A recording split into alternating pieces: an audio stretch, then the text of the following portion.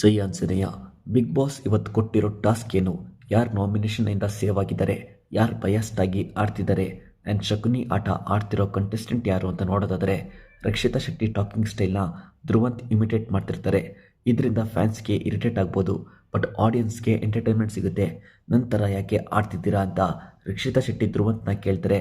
ನಿನಗೆ ಎಷ್ಟು ಹೇಳಿದ್ರು ಬುದ್ಧಿ ಬರಲ್ವಲ್ಲ, ನೀನು ಮಾಡಿದ್ದೆ ಕರೆಕ್ಟ್ ಅನ್ನೋ ಆ್ಯಟಿಟ್ಯೂಡಲ್ಲಿ ಯಾವಾಗಲೂ ಇರ್ತೀಯಲ್ವಾ, ಅದಕ್ಕೆ ಅಂತ ಧ್ರುವಂತ್ ಹೇಳ್ತಾರೆ. ಸೊ ಧ್ರುವಂತ್ ಆ್ಯಂಡ್ ರಕ್ಷಿತಾ ಶೆಟ್ಟಿಗೆ ಜಗಳ ಆಗುತ್ತೆ. ಇವತ್ತಿನ ನಾಮಿನೇಷನ್ ಟಾಸ್ಕಲ್ಲಿ ರಾಶಿಕಾ ಶೆಟ್ಟಿ ಮಾಳುನ ನಾಮಿನೇಟ್ ಮಾಡಿ ಕಾವ್ಯ ಶಿವನ ಸೇವ್ ಆಗಲಿ ಅಂತ ಸೆಲೆಕ್ಟ್ ಮಾಡ್ತಾರೆ.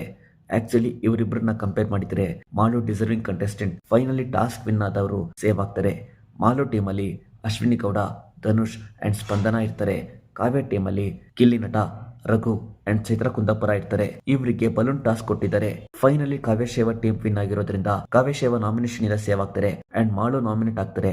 ಕಾವ್ಯಶೇವನ ಸೇವ್ ಮಾಡೋಕ್ಕೋಸ್ಕರ ಧನುಷ್ ಅಂಡ್ ಸ್ಪಂದನ ಬೇಕು ಅಂತಾನೆ ಸೋತಿರೋ ತರ ಕಾಣಿಸ್ತಿದೆ.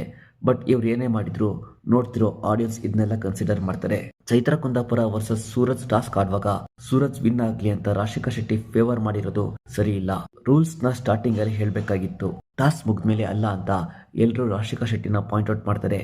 ಎಲ್ರೂ ಮುಂದೆ ರಾಶಿಕಾ ಶೆಟ್ಟಿ ಮಾಡಿದ ಮಿಸ್ಟೇಕ್ ಅಂತ ಹೇಳಿರೋ ಧನುಷ್ ಯಾರು ಇಲ್ದಲೇ ಇರುವಾಗ ರಾಶಿಕಾ ಶೆಟ್ಟಿ ಮಾಡಿದ್ದೆ ಕರೆಕ್ಟ್ ಅಂತ ರಾಶಿಕಾ ಶೆಟ್ಟಿ ಹತ್ರ ಧನುಷ್ ಹೇಳ್ತಾರೆ. ಧನುಷ್ ಈ ತರ ಡಬಲ್ ಗೇಮ್ ಮಾಡ್ತಿರೋದು ಫಸ್ಟ್ ಟೈಮ್ ಏನಲ್ಲ, ಸುಮಾರು ಇನ್ಸಿಡೆಂಟ್ ಆಗಿದೆ. ಸೊ ಶಕುನಿ ಕೆಲಸ ಮಾಡ್ತಿರೋ ಧನುಷ್ ಫಿನಾಲೆಗೆ ಬರಬಾರ್ದು ಅನ್ನೋದು ಜನರ ಒಪಿನಿಯನ್ ಆಗಿದೆ. ಇದ್ರ ಬಗ್ಗೆ ನಿಮ್ಮ ಒಪಿನಿಯನ್ ಕಮೆಂಟ್ ಮಾಡಿ. ಇದೇ ತರದ ರಿವ್ಯೂಸ್ಗೆ ಈ ಚಾನಲ್ ಸಬ್ಸ್ಕ್ರೈಬ್ ಮಾಡಿ. ಜೈ ಆಂಜನೇಯ.